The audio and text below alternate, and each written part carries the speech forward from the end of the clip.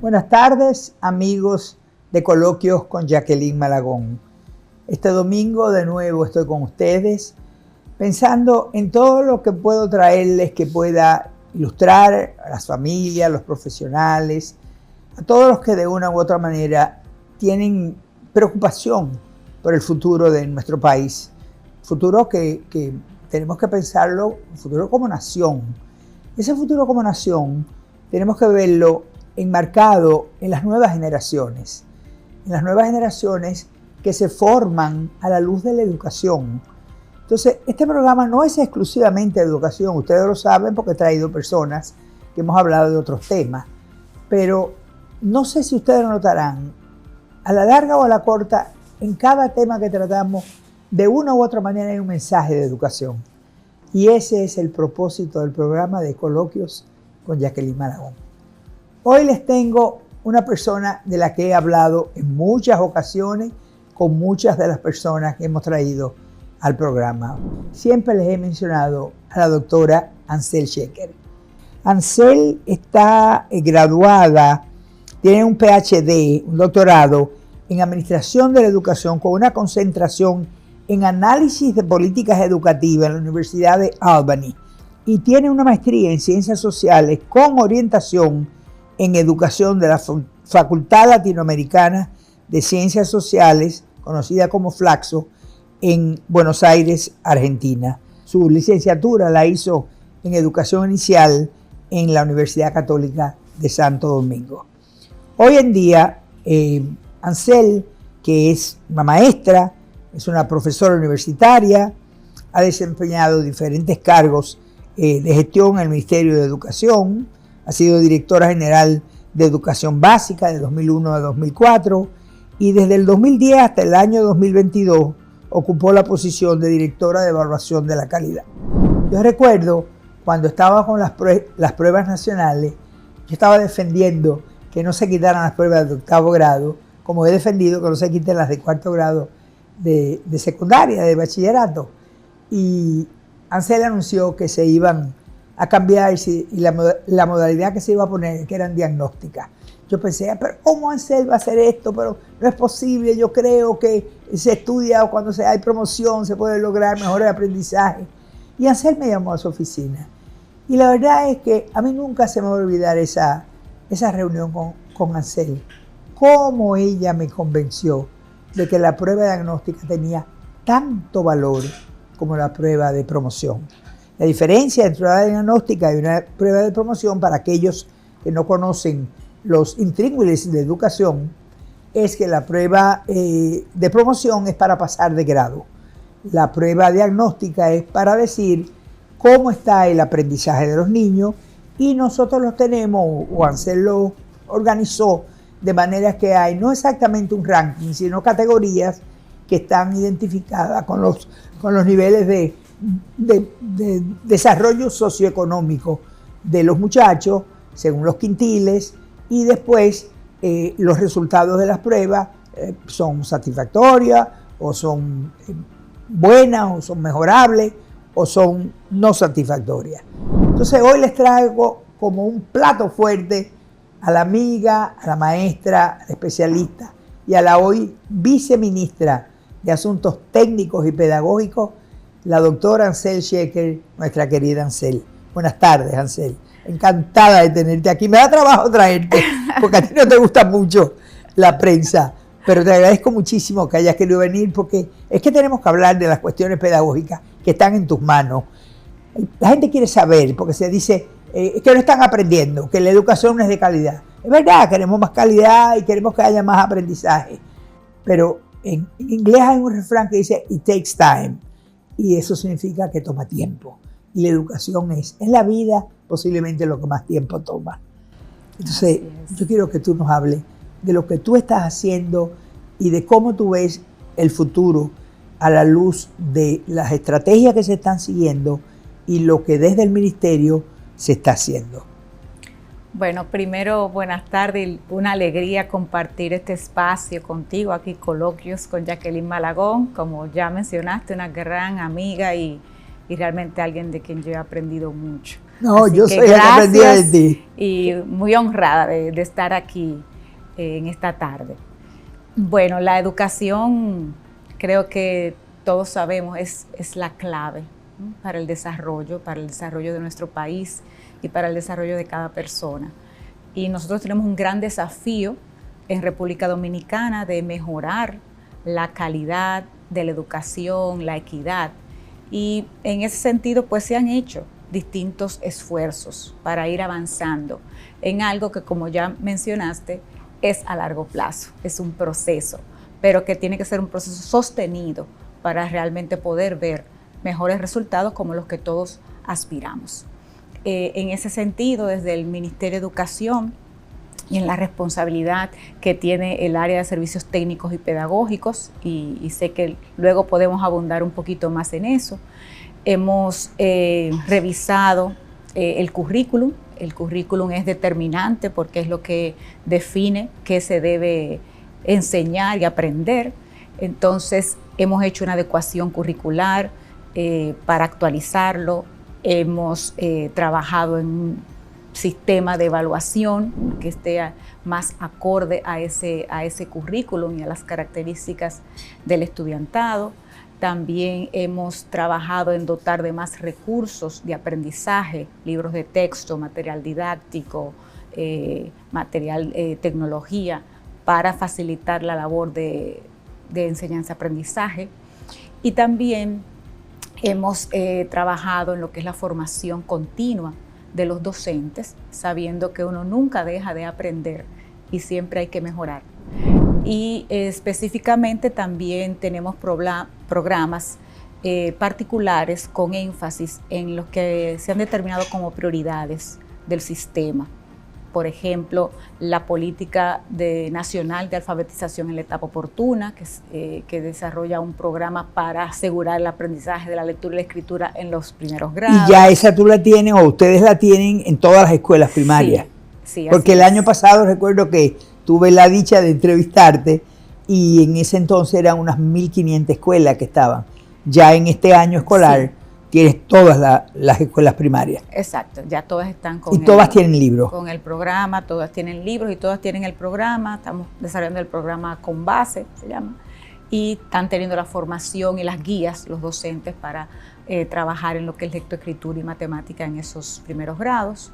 Y ahora también este año iniciando un programa para fortalecer las competencias de lectura, matemática y ciencias en el primer ciclo de secundaria, porque también ahí tenemos desafíos, ¿no?, de fortalecer tanto en la primaria como en la secundaria, además de la ampliación del nivel inicial, porque hay que empezar temprano para poder ir desarrollando y creando las oportunidades para los estudiantes.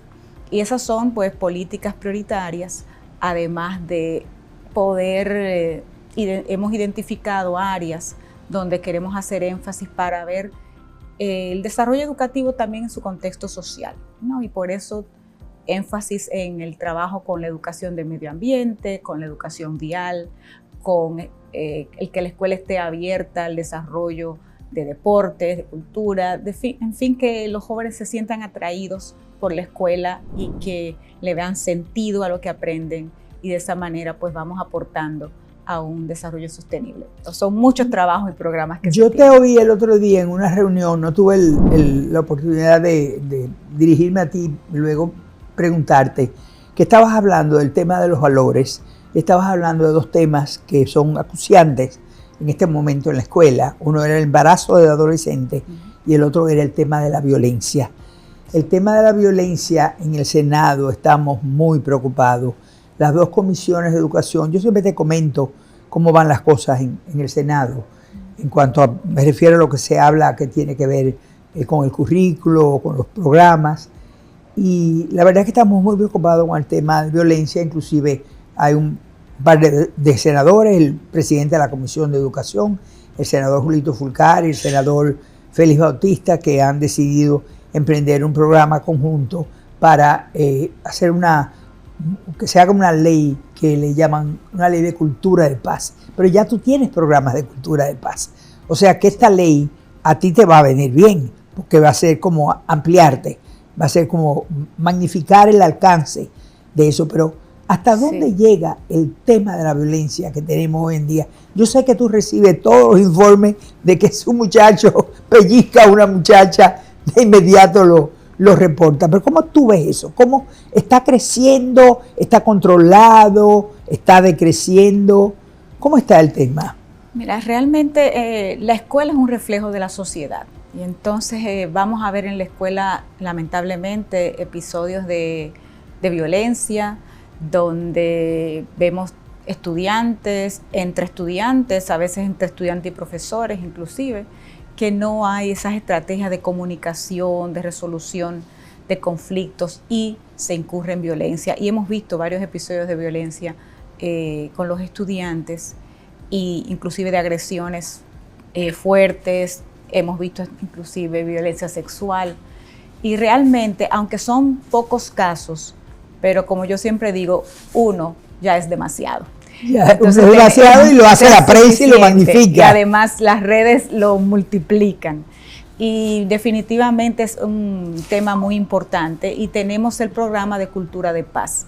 Ese programa de Cultura de Paz capacita a orientadores, a docentes y a estudiantes justamente en la comunicación, en mediación para resolución de conflictos y también en lo que es la autorregulación, o sea, cómo yo regular mis impulsos para no actuar de una manera violenta, sino regular mis emociones.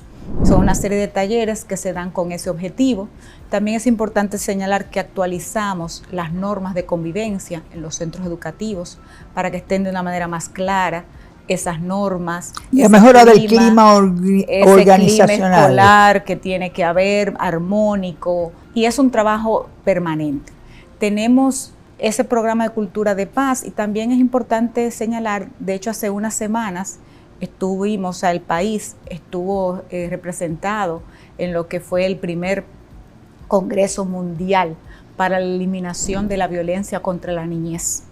Y ahí pues cada país se comprometió a trabajar para la eliminación de la violencia contra la niñez y República Dominicana hizo un compromiso importante, fundamentalmente en dos programas específicos, programas de crianza positiva, porque en esto hay que involucrar a la familia, o sea, cómo le damos herramientas a la familia para que también pueda educar desde el diálogo, desde el amor, el respeto, la paz, y pueda entonces apoyar ese proceso formativo de los niños y niñas.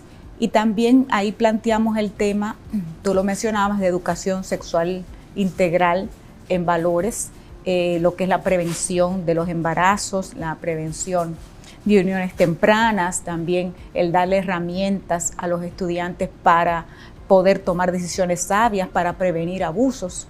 Y todo eso es importante, todo eso se combina en este gran tema que tenemos que abordar para lograr realmente una cultura de paz. Y en esto no es solo tarea de la escuela, es tarea de todos.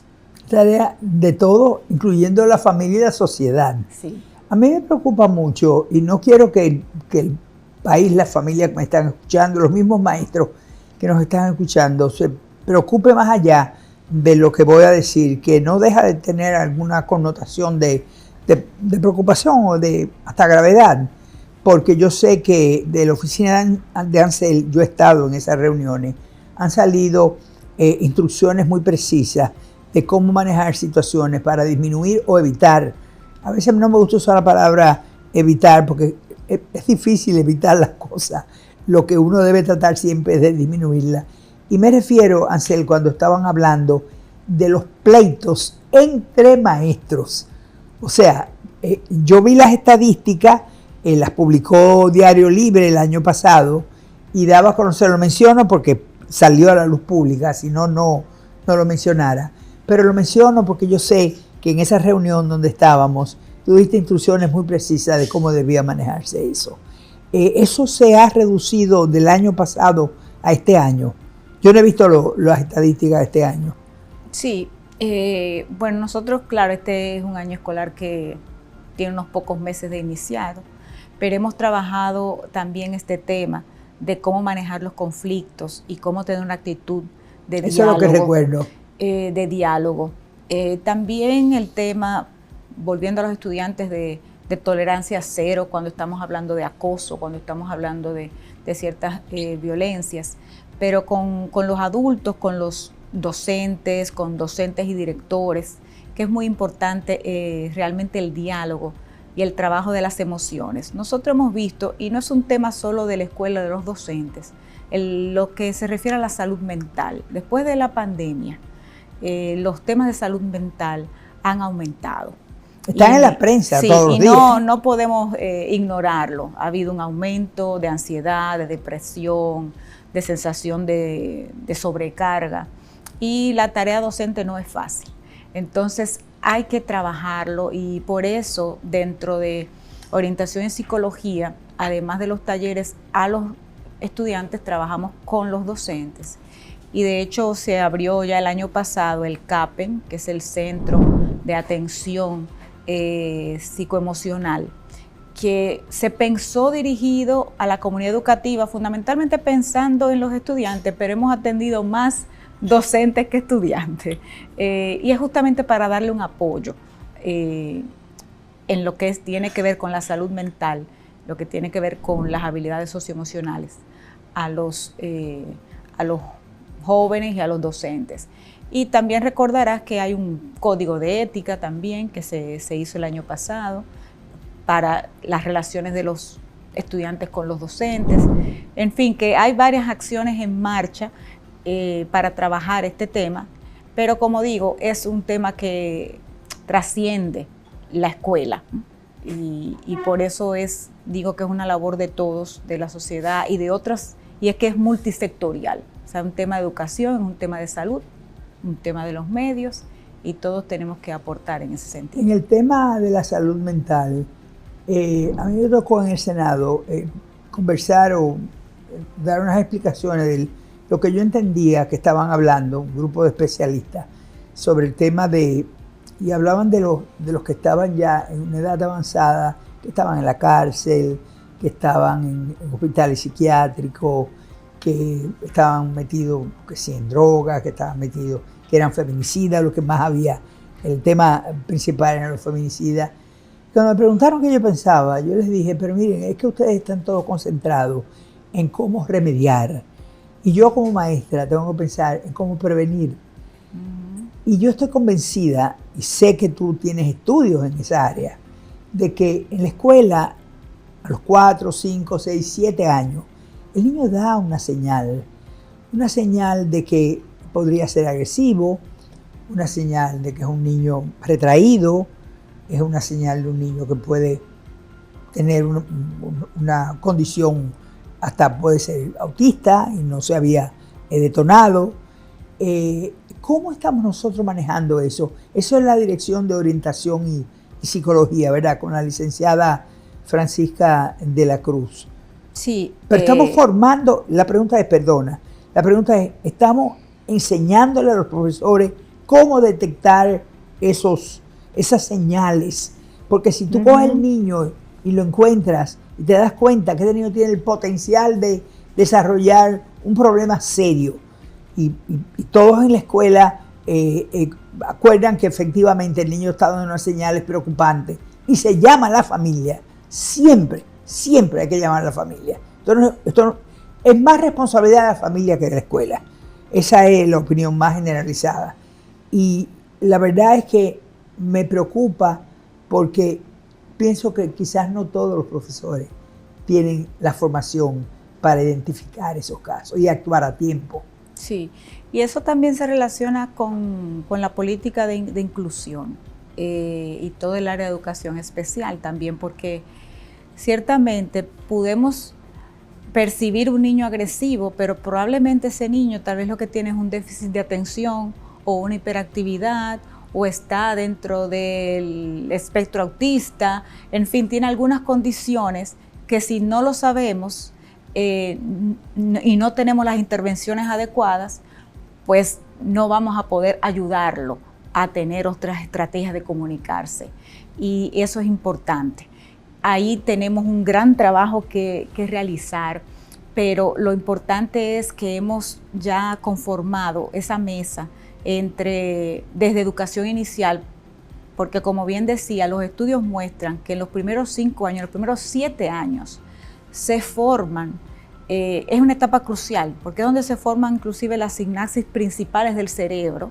Así es. Y donde se determinan muchísimas conexiones que son las que van a permitir el desarrollo, el aprendizaje, el bienestar. Bueno, dicen que la posibilidad de aprender se determina o nace o se detona en los primeros años de los niños. Así es. Y por eso es que ha habido ya una política hacia la primera infancia de ampliar esa cobertura para que los niños más pequeños entren al sistema educativo. Bueno, ya eso combinado entre INAIPI y Ministerio de Educación, y de hecho ya tuvimos una ampliación importante este año, y la idea es que cada año escolar pueda ampliarse y tener por lo menos los niños de 3 a 5 años incorporados. ¿Qué porcentaje tiene del universo? Bueno, todavía tenemos mucho por delante, porque ya de 3, 4 años lo que tenemos es cerca de un 38%. Claro, ya en los 5 años no, tenemos ya más de un 85%, exacto, 86%. Casi universal. Sí, pero tenemos que ampliar hacia 4, 3 y más pequeños. Y justamente estamos dando en la formación de los docentes de inicial, junto con las mismas educación especial y orientación en psicología, para que puedan detectar, porque una detección temprana a tiempo puede resolver muchísimos problemas posteriores, porque se va a intervenir de manera oportuna.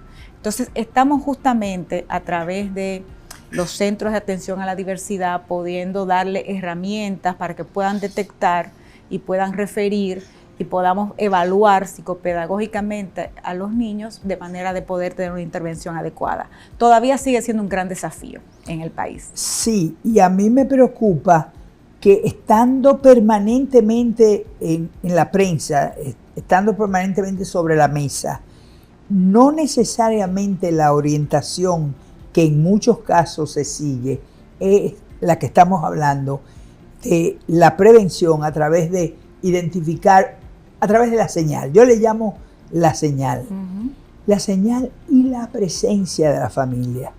Un trabajo que yo hice una vez sobre ese tema, yo decía que una vez ya el docente, el orientador, el psicólogo y el director saben que el niño tiene o va camino de una patología y llaman a la familia tiene que llevar al niño a un centro de salud.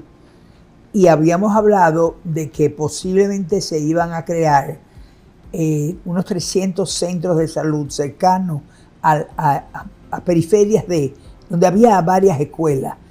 Y no sé qué pasó con eso. ¿Se llegó a hacer o cómo se está trabajando? Yo sé que se trabaja el tema de salud mental, pero no conozco los detalles. Yo creo que al público le podría interesar. Bueno, como mencioné, nosotros tenemos este centro CAPEM que también tiene una línea de llamada que la gente puede llamar para poder hacer su consulta. Y también en los centros primarios de salud tenemos ahora pues una alianza con Salud Pública, y de hecho estamos iniciando o más bien ampliando y transformando el programa de salud escolar. Claro, ahí primero estamos empezando con un tamizaje, una evaluación de cuestiones más físicas, ¿no? De la vista, del oído, pero que todo incide, porque si un niño no está viendo bien, también reacciona de manera, de distinta manera. Entonces, estamos trabajando en este programa de salud escolar, enlazando la escuela con los centros de salud cercanos, ¿no? Para justamente que pueda haber esa relación, esa interrelación. ¿Centro de salud tipo centro de salud primaria? Sí, centro de salud primaria. Y justamente estamos empezando un piloto, un esfuerzo gradual, ¿no?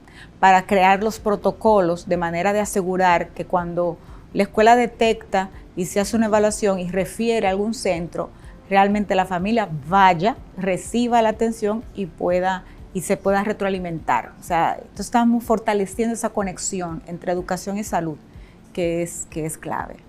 A mí me preocupa y esto es algo que lo he conversado, no solamente en este programa, lo he conversado cuando me invitan a programas de televisión o a una conferencia o a un conversatorio, es el tema en el área de salud, el tema del maestro que no está consciente de que muchas veces el problema del no aprendizaje del niño se debe a una condición que no necesariamente el niño puede controlar. Uh-huh. Hay cosas que simplemente no se pueden controlar. Puede tener un tic nervioso y tú no puedes controlar el tic nervioso.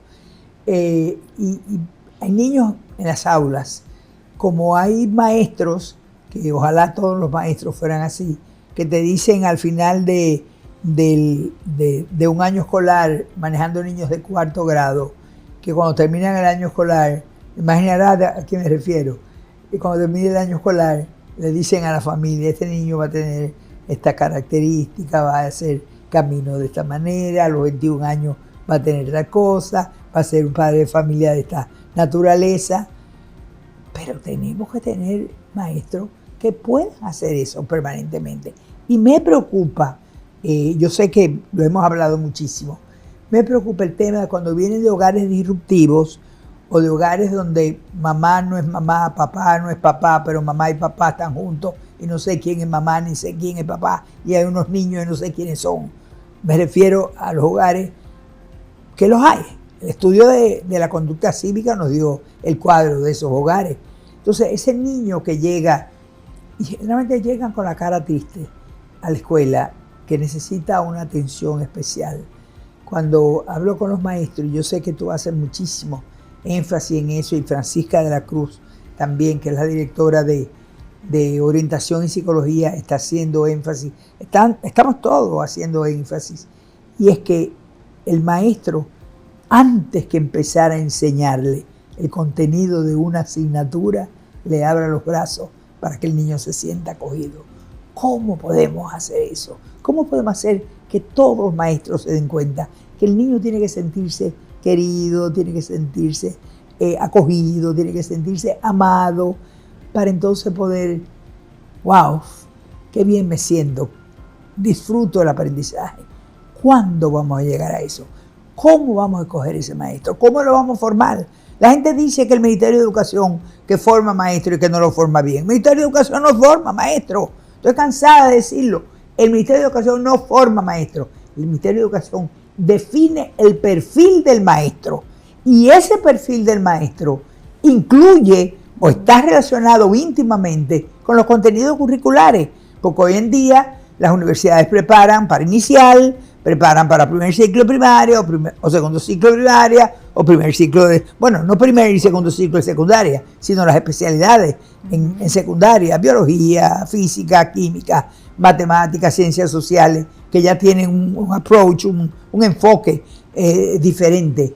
Pero yo a veces me siento como si estuviéramos arando en el desierto, y entonces a veces cuando vamos a una escuela y vemos, por ejemplo, el programa tuyo en el este, he estado contigo, tengo el privilegio de acompañarte en ese programa, digo, wow, tenemos esperanza, porque se ve el compromiso que tiene el maestro. Y mucha gente de la sociedad no se da cuenta de que sí hay muchos maestros buenos. Se cree que todos son malos, y eso no es verdad.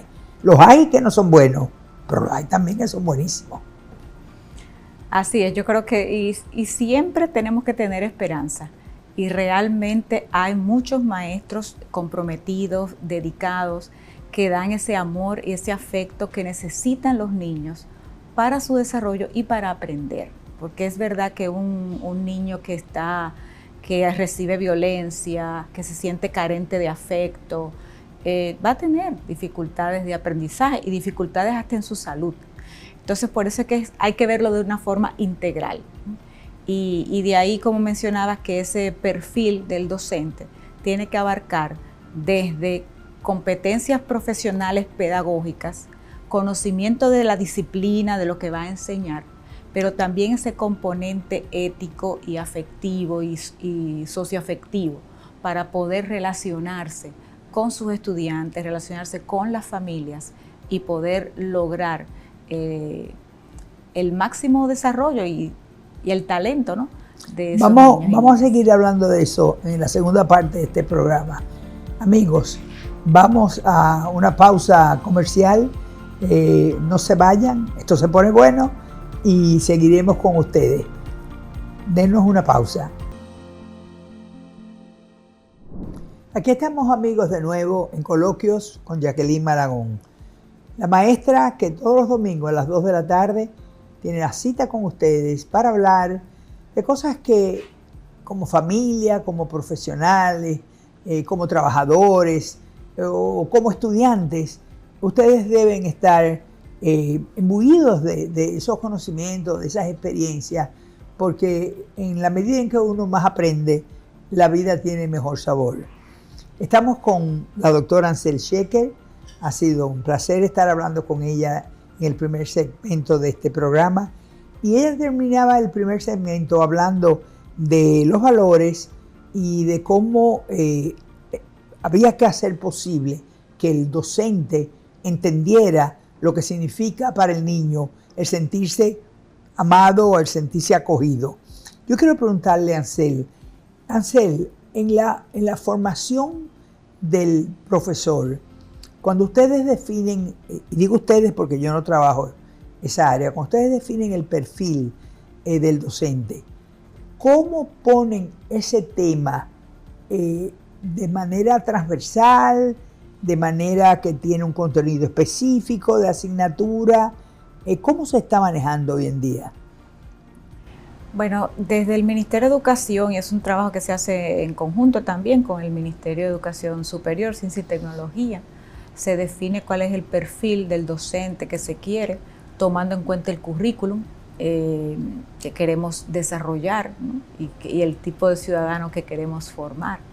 Y ese perfil pues se define a grandes rasgos en términos de las competencias que debe tener, de las áreas de los aspectos que se deben abordar, ¿no? Y cómo se debe organizar. Ya luego pues la universidad y el MESID le dan una forma ya más concreta. Entonces con el tema del perfil hay justamente algunos elementos que son transversales y otros específicos. Todo lo que tiene que ver con el tema de procesos éticos, del desarrollar el ser ético y profesional, que tiene que ver con los valores, que tiene que ver justamente también con ese elemento humano, está de modo transversal. También, pero ajustado a las características de la población que se va, de estudiantes del nivel al que se dirige, también están los procesos pedagógicos, ¿no? Todo lo que el docente tiene que saber de pedagogía, de esa didáctica, de enseñar, de los procesos de planificación, de evaluación y estrategias de cómo enseñar para lograr el aprendizaje de los estudiantes. Eso tiene un modo general, pero también tiene su especificidad, ya dependiendo de la disciplina, de si es un profesor para educación inicial, para primaria o de alguna área, matemática, física, lengua española, ya ahí tiene pues los conocimientos específicos que tiene que conocer, ¿no? Para poder desarrollarlo con los estudiantes. Yo me pregunto, una vez ingresan a la carrera, después que se gradúan de licenciado, pasan los concursos, que no son muchos que lo están pasando, pasan los concursos, entran a la inducción y finalmente ya están en el ministerio, están como profesores de carrera, y la verdad es que yo no me canso de decirle a los profesores en términos generales que tienen que darse cuenta que están en la mejor carrera que ofrece la administración pública. No solamente porque tienen muy buen salario, que es verdad que lo tienen, además están continuamente luchando por mejorarlo, sino porque muchísimas otras condiciones que tiene la carrera docente, empezando porque al final de la carrera, a los 30 años, tú tienes una pensión por el resto de tu vida, y tú tienes seguro médico, y tú tienes regalía pascual, y tú tienes una serie, sigues teniendo acceso a la cooperativa de maestros, que es es un Amazon por lo que compran los maestros con muy buenos precios. Entonces, pensando, yo tengo algunas aprensiones con respecto a los formadores de formadores. Y no me refiero a ninguna universidad en específico, válgame Dios. No, yo me refiero a que algunos formadores de formadores no tienen la formación pedagógica o la formación en didáctica, en cómo enseñar, en la teatralidad que hay en un aula donde el actor es el maestro y la audiencia son los niños. Uh-huh. ¿Tú tienes la misma percepción de que muchos profesores, formadores de formadores, no dominan o no tienen esa área y no la pueden transferir a los muchachos?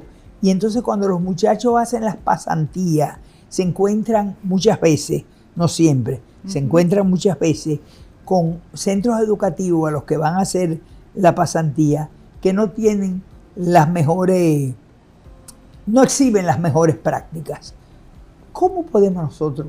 Yo sé que el IFODOSU lo ha logrado, tienen unas 125 escuelas que se han trabajado, que son modelos para hacer las pasantías de los estudiantes de IFODOSU, pero no todas las universidades lo tienen. Mira, primero quiero destacar algo que mencionaste al principio. Ser docente es la mejor profesión, no solo por todo lo que ya he mencionado, sino porque para mí es la única que tiene la posibilidad de impactar directamente la vida de otras personas y cambiarle la vida a esos jóvenes. La satisfacción y eso es un gran privilegio que tenemos, esa satisfacción cuando uno lo puede ver, cuando uno puede ver el cambio en un niño, y que eso, como dicen, no tiene precio. Pero además tienes la posibilidad de formarte continuamente. Tenemos la formación inicial que se hace en la universidad. Efectivamente, en los programas actuales establecen que ese estudiante de la carrera docente tiene que hacer unas prácticas pedagógicas. Y es importante que esas prácticas pedagógicas las pueda hacer en un lugar, en una escuela, donde él pueda aprender, donde pueda poner en práctica lo aprendido, donde pueda formarse, sea una instancia de formación más. O sea, que sea como un modelo. Claro. Y justamente el IFODOSU ha hecho ese trabajo de identificar buenos centros educativos, ha tenido esa relación de diálogo con estas escuelas y con los maestros que van a ser como esos modelos, esos ejemplos, y ha podido por eso lograr muy buen resultado. Y yo creo que es un trabajo de acercamiento mayor que hay que hacer entre la universidad y las escuelas para que esas prácticas del docente pues realmente se aprovechen, sean satisfactorias y sean de mutuo beneficio, ¿verdad? Tanto para el estudiante como para el docente, el aula que los recibe. Porque es fundamental, y eso lo hemos visto también en la inducción. A veces yo puedo tener la formación teórica, pero en la práctica es muy diferente. Y ahí es donde realmente se sabe cómo uno se desempeña como maestro. Y también de ahí es la importancia de la parte del acompañamiento que hay que dar a lo largo, ¿verdad?, de la carrera y durante su trabajo como docente, para que pueda justamente mejorar. Porque es verdad, algunas universidades, algunos profesores, pues, pueden tener esa debilidad de no darle las herramientas tan prácticas al maestro para se están trayendo los profesores extranjeros que la 0915 estableció, la normativa 0915 que ha cambiado a la 0123. Sí. Pero yo sé que el IFODOSU tiene 30 o 40 profesores. Sí, vinieron algunos profesores extranjeros bajo esa resolución que había, y que hicieron grandes aportes, pero la verdad es que no fueron muchos. No fueron. Sí, yo tengo esa misma impresión de que no fueron muchos. Yo creo que el más beneficiado fue el IFODOSU. Por supuesto tiene una situación privilegiada porque está en el marco del presupuesto de educación que tanta gente critica y no se da cuenta lo que es manejar el costo de una escuela. Y tú sabes que, porque me has oído a mí peleando con eso, y sé que tú te identificas también con el tema de que en el aula haya más, que pase del 5%, el 5% del 4%, que se llegue al aula. yo recuerdo cuando estábamos trabajando la modificación de la ley, que tú me dijiste, Jackie, pero es que estamos más del 5%, porque tú no estás tomando en cuenta los elementos que podrían entenderse como accesorios en el aula, pero no lo son. Y mi llamada estaba ahí, y de una vez digo, no, que los uniformes, que el alimento, que los textos, que los zapatos, que el servicio médico que se le da a muchos niños. Sí, pero yo quería ver lo que ya estamos teniendo, que es que los niños en el primer ciclo de primaria, para poder aprender a leer, tenían que tener libros de cuentos. Porque aprender a leer sin libros para leer es lo mismo que no aprender a leer. Y ya yo sé que gracias al esfuerzo que ustedes han hecho y la diligencia que tú misma has hecho, las estrategias que has logrado poner en práctica, las relaciones que has establecido en el plano internacional, han permitido a que hoy digamos, y esto se lo digo a la familia, en primaria, 5.100 escuelas primarias tienen libros de texto. Y si los niños tienen libros de texto, pueden leer para que lean, para aprender. Y eso es un plus que tenemos hoy, ¿no? Después de 10, 12 años de tener escuela sin libro de texto. Y por supuesto, si nos pasamos 10 o 12 años sin tener libro de texto, hoy tenemos que ver que los muchachos en el aula, en las pruebas internacionales o las nacionales y diagnósticas no pueden hacerlo bien. Pero es que no pueden hacerlo bien, no es porque les falte grados intelectuales, ni que no tienen la sabiduría. No. El dominicano es súper sabio. El tema es que si no pueden leer, no pueden entender la pregunta. Y si no entienden la pregunta, no pueden contestarla correctamente. Quizás si se le dijera verbalmente, puede que el niño lo entienda y lo pueda contestar, pero con la debilidad que teníamos, porque todavía estamos trabajando en ello, con la cuestión de la lectura, la verdad es que yo creo que va a cambiar la cosa. Pero ojo, va a cambiar, pero recuerden, un niño entra hoy con 5 años y va a salir con 18, o sea, va a pasar 13 años en la escuela, y si a los 18 quiere ir a la universidad, a esos 13 años vamos a agregarle 4, 5, 6 o 7. Entonces, es a tan largo plazo que vemos resultados de la política que tú estás haciendo, que tú estás implantando en la escuela primaria, con el esfuerzo que estás realizando para que los niños aprendan a leer y los libros que han llegado. La verdad que en ese sentido estamos avanzando y yo que a veces soy un poco crítica porque quiero que las cosas mejoren. Tengo que reconocer que ha habido mucho avance y me siento esperanzada de que las cosas seguirán mejorando. Déjame hacerte una pregunta que es importante. Todo el mundo habla, Ansel, y yo me acuerdo que tú estábamos en la misma comisión hace 4 o 5 años. Hablan del tema de la enseñanza por competencia. Yo me pregunto, ¿finalmente entrenamos no solamente a los maestros, sino a los técnicos que resultan acompañantes o los coordinadores pedagógicos, que deben ser los principales acompañantes? Los entrenamos en el manejo de cómo se enseña y cómo se evalúa y cómo se maneja un aula cuando estamos hablando de competencia. Sí. Bueno, nuestro currículum que asume el enfoque de competencias.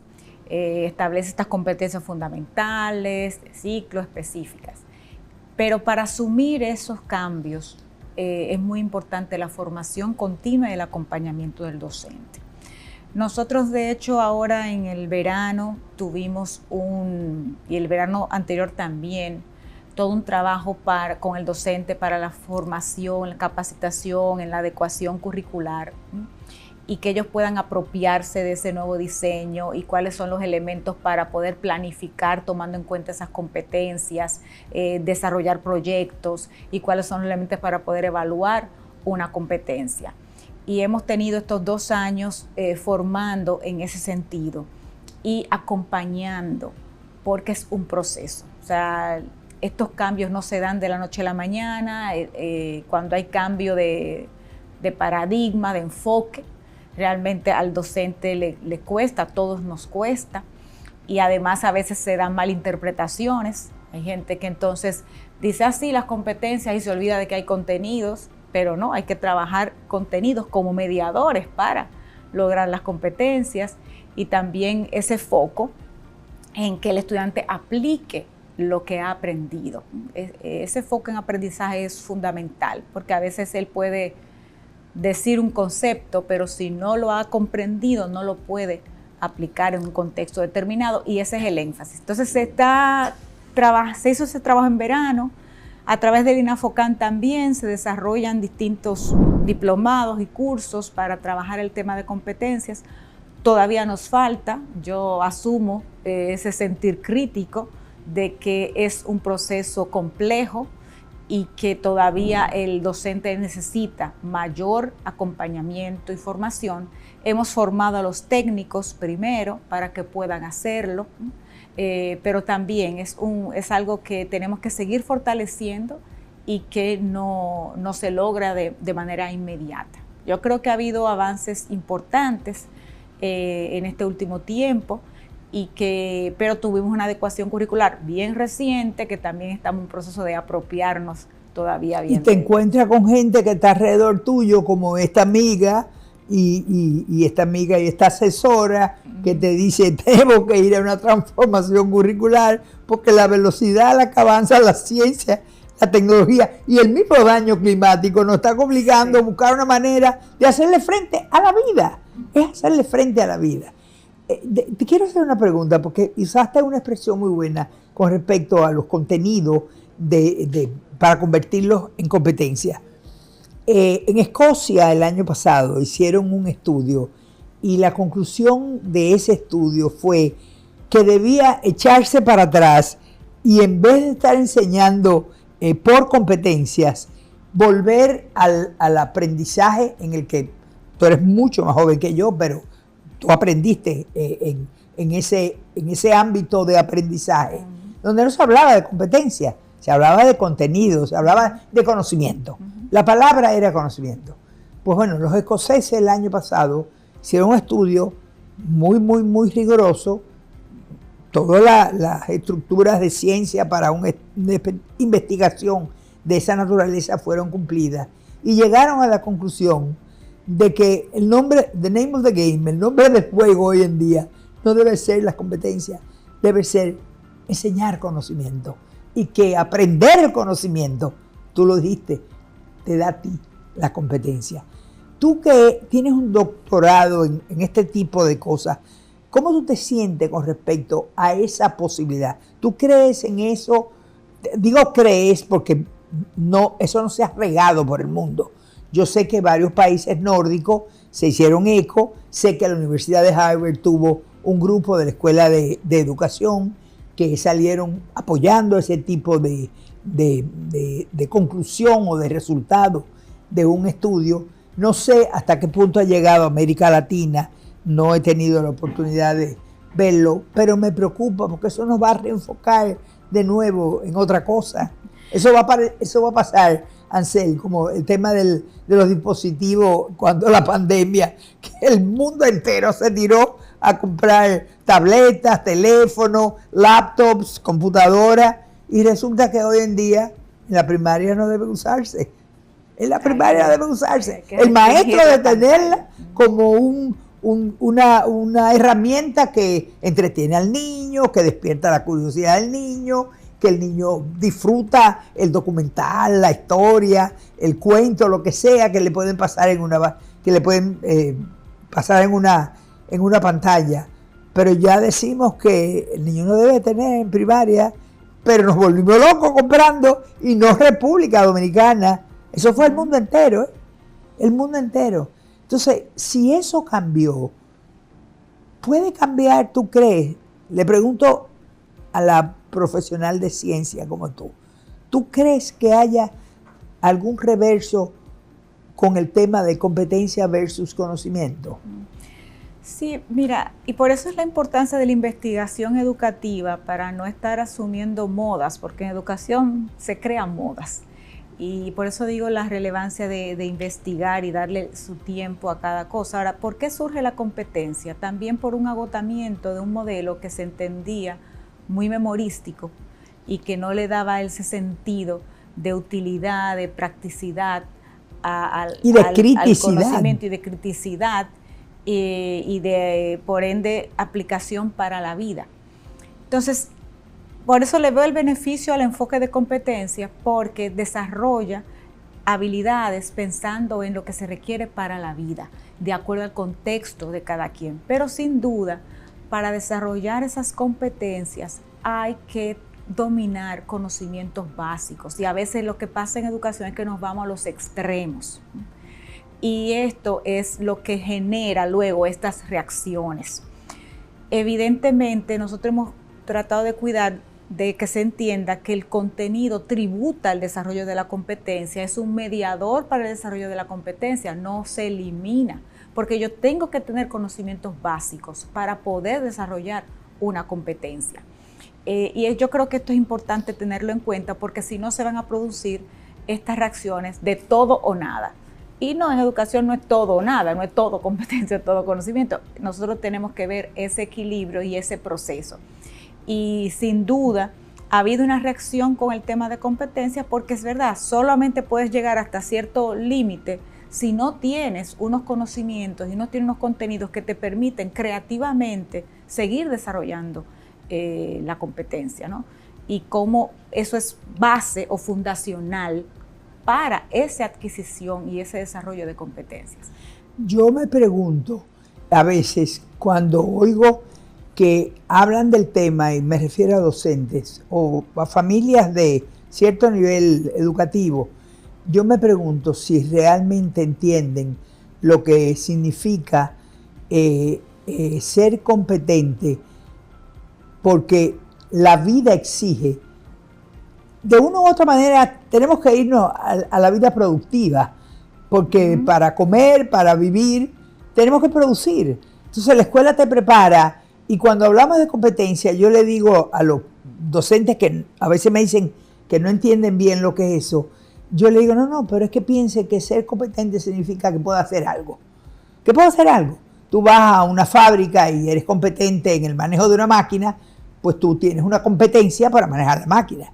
Y eso puede pasar en muchísimas áreas. En educación, tú eres competente en lengua española, pues tú puedes estar enseñando literatura o puedes estar enseñando lenguaje. O sea, el tema de ser competente es, como tú dices, aplicar conocimiento. Es hacer que el conocimiento te permita, me encanta como lo has definido, te permita enfrentar la vida, dirigirte a la vida. Porque siempre, con esto tenemos que terminar, siempre llego a la conclusión, y tú lo conoces, de que educar es enseñar a vivir mejor. Y si educamos y enseñamos a vivir mejor, tendremos una mejor nación, tendremos mejores familias, tendremos mejores escuelas y tendremos mejor de todo.